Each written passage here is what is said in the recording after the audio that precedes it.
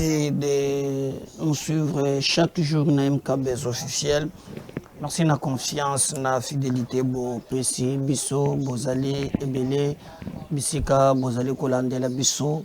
Merci na ba Bazana Bolingo, ya chaîne na Bisso. Merci na ba Oyo, Bazali, ko partager chaque jour nos émissions. Vous le faites, merci beaucoup, merci. Merci na bande konangai, Bozali, na Bisika nyonso, na kotanga bino nyonso te. Soki na tangi bino te, en tout cas, na le baka toujours signaler ngai vraiment na pesa yo mbote, ça fait du bien. Kozana bato ya malamu lokola bino, quand nano opesi, nano te, na moni bokoti en ligne, bobandi ko bengana, na moni bozo partager nos vidéos, bozali ko soutenir biso. Je ne peux jamais manquer de pesa bino. Mais la émission n'a nyonso, na devoir avant nyonso na pesa bino. Merci ba maman, ba papa, ba yaya, ba leki, bandeko nyonso, ou ba demi kolinga biso. Même ba yebalinga biso te mais quand même bazana temps ya ko partager nos vidéos, bazali ko supporter biso te mais quand même bazali ko sala yente makambuto sala kende liboso. Je ne peux que vous dire merci. Alors yebisa bango keto bandi bakota en ligne bakota ebele yebisa bango bakota en ligne nazozela bango bakota ebele bakota vraiment nazomona bozana no moke bomata yebisa bande ko mususu actualité ekoi nous voulons koloba yango na bino bokota ebele bokota ouais bonjour nazomona bino bokota ebele. À partir ya wapi ozolandela biso la kisabiso kombo na yo bozali vraiment très important pour nous et sengeli to rendre bino ascenseur partager vraiment partager na ba groupe WhatsApp partager na Facebook partager na bandu yebisa bango ba se connecter live elingie banda vraiment ngai na bino to échanger mokolo ya lelo oui na ye vraiment ko yebisa bino et comment s'éclaircir, Moïse Katumbi ne quittera pas l'union sacrée. À moins que les éléments Moussousou et mon aname les éléments à ma possession, je vais vous faire voir comment utiliser bateau. Nabani na kotangele bino document moko oyo fédération ya ba membre na bango ba komi est-ce que bango moko nde ba komi ou bien ezali kaka lolenge ya kobata manandenge ya sima oyebi biso na mboka na biso. Je me souviens un jour nazali na koko na ngai paix à son âme heureuse mémoire Sidonie qui me disait toujours en langue maternelle, elle disait Kaboka Lubilu Kashilanyama Panche. En français, cela veut dire les chiens qui courent n'amassent pas l'os. Dans la vie d'un homme, il faut avoir, surtout ceux qui osent appeler être un leader, ce qu'on appelle maîtrise de soi et se projeter. Parce que la vision, il faut avoir la projection. Tout comme dans un programme, il y a un chronogramme. Ces éléments-là permettent à un bon leader à s'affirmer. Un bon leader, c'est le type de Christ. Lui qui était Dieu, qui n'a son possession, mais à un certain niveau, abandonné qu'on a effacé pour l'intérêt à Bamoussous. Il était devenu obéissant à la mort, voire même la mort de la croix. Ce qui tue nos politiques, depuis l'indépendance jusqu'à aujourd'hui, c'est que dans ces pays, beaucoup de gens ont un intérêt personnel, un intérêt partisan au détriment et intérêt général. Regardez un grand pays comme le nôtre, l'or, le diamant, les cobaltes, l'eau et consorts. Mais les indices de développement humain, tout ça, un pays basé sur la corruption, le détournement, la gabegie financière. C'est pas normal. Où vous avez des fanatiques de tous bords. C'est pas normal. Moi, ce Katumbi, Je relobe na tchela kibino en long en large. Azalaki na deux lignes rouges bino nyoso boyebaki yango. Alobaki ya kolongwa. Parce que le mec qui deux lignes rouges wana elekaki pas question ya kolongwa mbala moko. Première ligne rouge elekaki mais deuxième zelaki ya seni. Bomonaki mukanda o ya komaki. A quitté Lubumbashi aye apo ya ko consulter. Il a consulté. Et Sengela qui appelle sa position, appelle sa position. Ti alongwe azongi Kinshasa. Ah oui, il a consulté l'ambassadeur des États-Unis. Et je vous avais dit que les États-Unis va conseiller. Et je regrette toujours que bande konabiso biso kaka na ambassade. Toujours dans les ambassades. Il n'y a rien de spécial au sala biso moko na ndenge biso mwa ezate. Bo monaki babenge nzita amer ayambaye. Ba sololi alors ba déclaration à ça salaki. Ngai ba source musu ba yebisi ngai que Moïse esengeli alongwa. Mais Aotozoloba, ba député national naye 50 ba komeli ba yebisiye au seliele ko wane ko kende yo moko. Regardez les cas avec Délice Sanga. Délice Sanga bimi na union sacrée. Ministre naye atikali partout batu naye nyonso na Katanga mutu naye atikali na union sacrée. Tomoni awa naka saikuna batona batika na union sacrée. En fait, fisi rekoti ya munene. Alors, devant cette hypothèse, quand il a consulté, amimona kike en tout cas décision wana ekozala kapasi moyen batuba landaye ezala kité. Raison pour laquelle bomona ki na ba négociation ya bloc patriotique ndeko azala kikuna ya vice-président. Il y a jeunesse, il y a Tindaki, il a participé à la réunion jusqu'au bout. Donc, Ndenge Babandaki, Ndenge Basilisaki, il a participé. Donc, logique est qu'il y a Kolongwa Mbalamoko. Mais tant qu'on a à Kinshasa, à comprendre que ce n'est pas facile, Nakati d'ailleurs il y a union ina bloc patriotique bato bazo limbisa yete bakadre bazo yidize bosangani na ye na kabila ezole kalisusu te. Mais bato balobaki d'abord avant. Bato balobaki avant que yé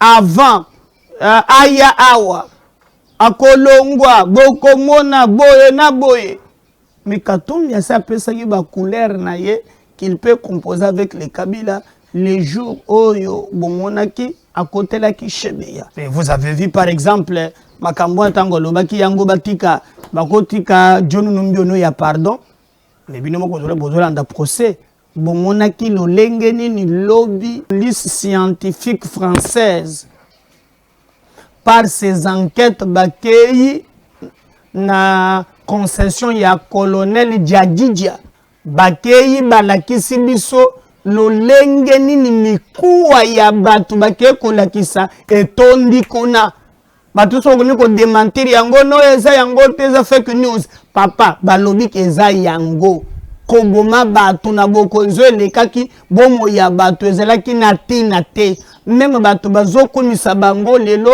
parce que fallait kokoisa Kabila kokoisa Tshisekedi ezali nde mawa. Alors deuxième élément etalisi ka kolongwa te parce que bato na ye bakondima te balakisa lolenge Kabila na bato na régime na bango eboma bato un régime sanguinaire non seulement que balongwe po bakene na bango moko mais baye bakutani na eloko wana o babengi bloc patriotique. 3 pour retenir ba élément oyo.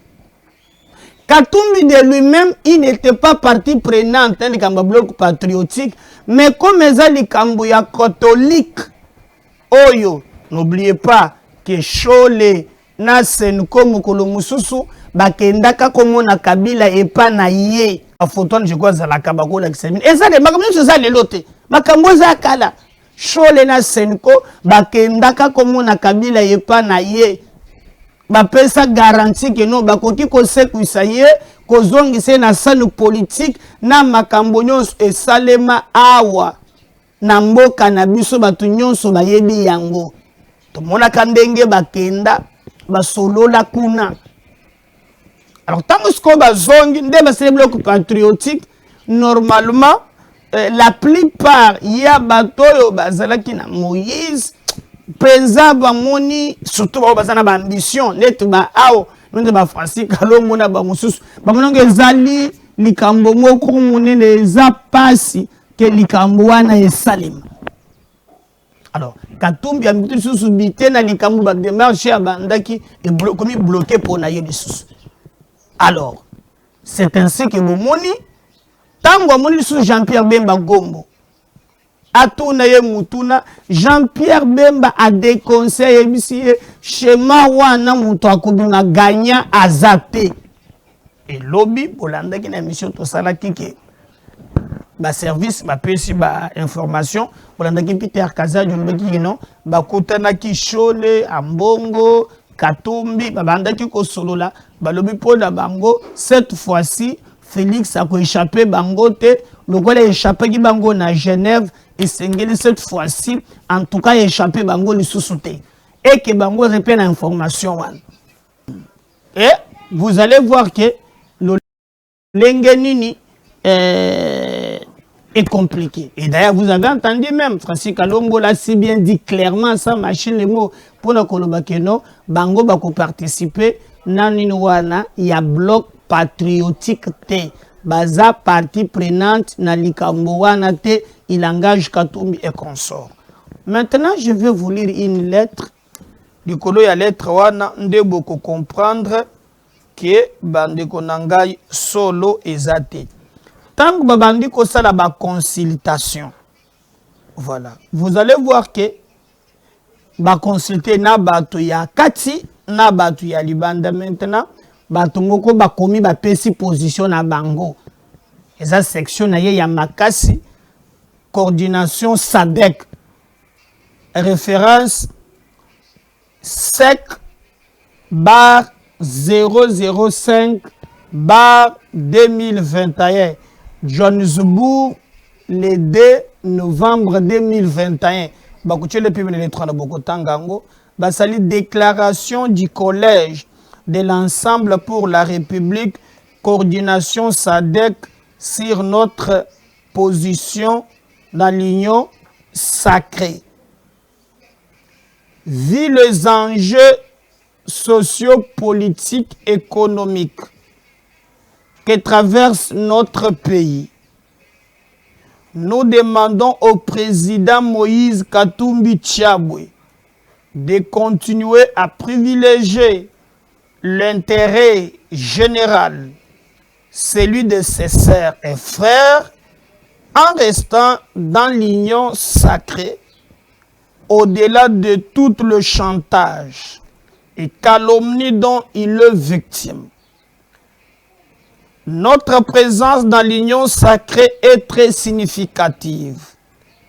Les prestations de nos délégués, malgré que nos partenaires politiques jouent aux aveugles, tout en nous appuyant, Monsieur le Président, à vos valeurs fondamentales et humanitaires, votre décision sera la nôtre. Cordiale. Voilà. Pour les collèges, camarade Yolande Moussangi, camarade Mami Mbenga, camarade Maxi Musumbuka, camarade Didier Belebele, camarade Paki Etoza. Na bandeli lisusu batu oyo bakomi ezali Fédération ya Afrique du Sud. Nde baye bakomi tango Katumbi a consulté bango maintenant va répondre basali Katumbi proposition. Est-ce que Zakaka bango ou bien ezali lolenge mususu Katumbi azolinga article de l'union sacrée en s'appuyant maintenant na bango? Je vais relire.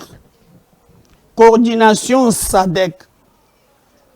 Référence SEC bar 005 bar 2021. Bakomiango na Johannesburg le 2 novembre 2021. Déclaration du collège de l'ensemble pour la République. Coordination SADC sur notre position dans l'union sacrée. Vu les enjeux socio-économiques,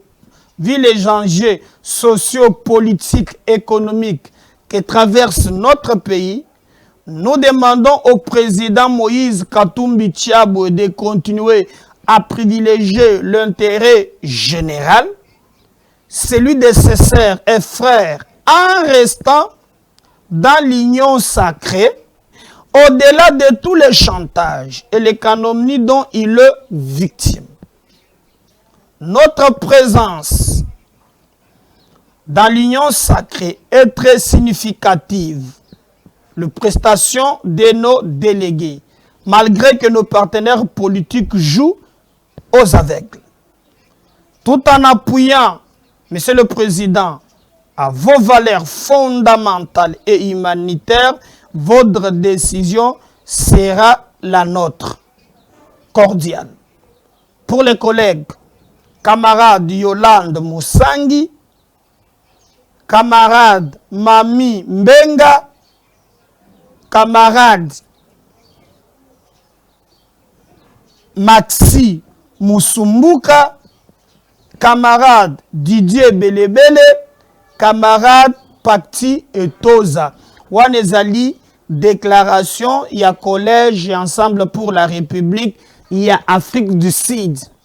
Na mukanda na bango balobi na ndeko Katumbi balobi et pas mususu ya kokende ezate vu les enjeux sociaux, politiques, économiques. Bayebisi na Katumbi bango batikala na niveau ya union sacrée. Ba député balingi batikala na niveau ya union sacrée. Ba ministre kutu kolobate balingi atako yoka lisolo na matoi na bango te. Pour bango batikala na niveau ya union sacrée. Batu mususu batikala na niveau ya union sacrée. Alors, maintenant etikali Katumbi Yemoko.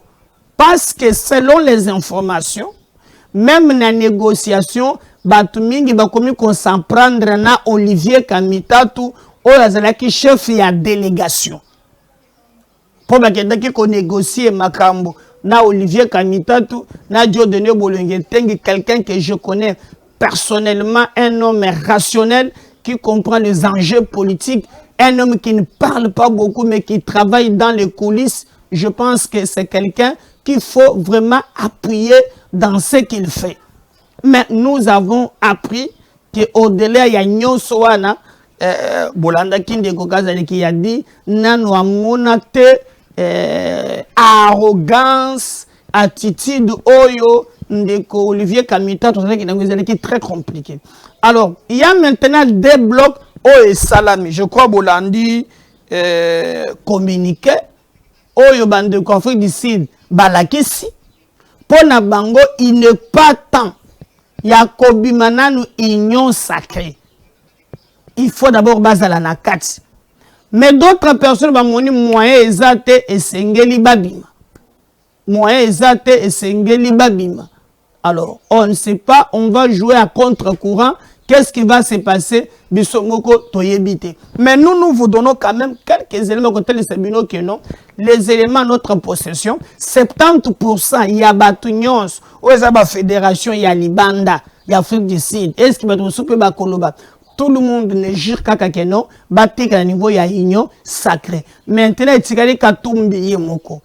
Mais Katumbi Yemoko, na ba information de ça yango en tout cas, a Zalina besoin. Il y a kotika na union sacrée, mais est-ce qu'à Kobima Yemoko, Delice Sanga Meki Yango, Bomoni o ekomelié, est-ce que Katumbi a kokende pe na schéma wana yemoko ti jusqu'au bout? On ne sait pas, mais les éléments de notre possession, yango wan. Et d'ailleurs, bon, mon qui même que non, j'ai oyako joué double, hein? Tantôt azana bandeko oyo bazali na makambo ya bloc patriotique, tantôt azate, tantôt mutunaye azako na mbaki a signé, tantôt Francis Kalombo Abimi alobi makambo mususu, on ne sait pas. Alors azala qui n'a pris dans. Donc ce que vous devez retenir c'est que non kokoso mubulu eleki moi mingi. Donc nous restons vraiment kotala ce qui en réalité makambo ekoleka ndengenini. Mais biso na niveau ya MKB officiel tout signer un contrat de vérité pour ne koyebisa bino vérité alors et rien que la vérité. Alors on attend voir ce que ça veut donner na ba ndeko mususu oyo tokozalaka na bango en réalité mutuna niveau na ye makambo ya koki ko sala to pe koloba. Mais nous resterons là en temps réel pour nous que le Congo peut gagner avec ou sans nous, mais le plus important c'est qu'il y ait des bosso. Si Katumbi pense qu'il va vraiment rester dans l'union sacrée, à côté kalanaye. Mais pourvu que bayo kanakana bandeko oyo bazali na bango en coalition, balobaka le même langage, c'est le plus important. Et si va kende, akokende c'est une liberté na yo muntoko kangaye azala kuna azate dernièrement azala ki ya wa beaucoup na président, ça pas marché président yambaki yete. Bon je sais pas pourquoi ngana yebite, mais ngana komi ko senga débat ya ba politicien et les que moi mingi, il est grand temps to kende quand même na débat oyo ezali ko sangisa biso ki oyo ezali ko diviser biso. Attendons voir. Je crois qu'il y a lobby qui va se prononcer. Il est déjà jeudi à se prononcer kakate. Est-ce que les consultations continuent? On ne sait pas. Mais en tout cas, batonaye bazali divisé. La plupart ya bato balobi et sengeli batikala. Batikala. Mais bao bazolinga balongwa bazande muke. Mais beaucoup balobi et sengeli batikala. Batikala. Est-ce que bakotikala ezali décision bango moko bakozwa? Nous on n'a pas des injonctions à donner. Nous vous donnons que des éléments à notre possession. Tonti ko tangele bino documents. Boki comme fédération il y a Afrique du Sud, ba lobby sans mâcher les mots. Donc biso MKB officiel tokolande la totale la yango. Ba ministre d'ailleurs, mais le premier ministre Sama Lukonde ibisaki bango que ministre oyo selon les informations toyokaki oya ko se faire aller consulter na retour na ye amemele kaka lettre à démission. Ah ministre amoni na kende, c'est pourquoi on n'a pas consulté le ministre, peut-être na téléphone et salama, mais ko kende d'une manière officielle que non ba consulter bango et salamité. Et salamité, ben ceux qui m'ont toqué, mbala moko na retour à Luka, mukande na ye a démission ya kotika comme ça comme militant ya parti politique. Le premier ministre pense que Makambo c'est a fait ce cash. Lorsqu'on devient ministre, on doit servir la nation et non pas encore des individus. Alors, on attend voir ce que l'Olenge Makambo est évolué, mais en tout cas, la fédération Ebele va se prononcer par lobby à ce qui le concerne et Sengeli Bandikonangai Bameka Kosolo la pointe Bameka Kotia en place le dispositif Moko où il y a intérêt ya Congo et primé au-delà il y a intérêt purement personnel. MKBS officiel et Kozalawana pour na koyebisa bino makambo nyonso oyo koleka sans problème. Donc vous abonnez biso pe toko tika ko informer bino te biso toko zala wana na contrat ya vérité pour na koyebisa bino soki et situation évoluer en tout cas biso toko ya koyebisa bino. Mais bon retenir seulement que Fédération Afrique du Sud est commis ba ministre ba pesa position na bango bien que contact salamité awa bato ba ko pesa position. Alors Moïse Katumbi azali na mbara, est-ce que il va aller jusqu'au bout ya logique wana? On ne sait pas, mais biso tozali kotala et nous allons revenir pour na ko informer bino bande konangai sur l'actualité ce qui ezali ko évoluer. Alors on a singio que quand vous regardez cette vidéo, rassure-toi que vous a abonné. pardon. Rassure-toi que vous allez abonner. Est-ce que vous allez abonner? Pour vous abonner, il faut que comment on rouge wana. Est-ce que elongwe? Ceux qui vous abonnés, est-ce que rouge wana elongwe? Na singi vous abonner, pardon. Ceux qui vous abonnés, comment on peut le côté? Vous occupez, vous s'enga bateau sous, va s'abonner. Vous partagez dans groupe. Vous avez un groupe WhatsApp, vous avez un Facebook, vous avez un s'abonner, vous avez une chaîne à travers eux. Vous copiez ça, c'est une autre façon de payer. Déjà, vous avez déjà apportez-nous votre soutien. On en a besoin de ça. Vous en avez besoin de soutien. Tu peux le faire par M-Pesa, par Orange Money, même l'agence, notre numéro sur WhatsApp. Les allez afficher dans l'écran. Merci pour la confiance, parce que si Dieu ne revenait pas, restez branchés. On revient à prochain numéro. À la prochaine. Bye.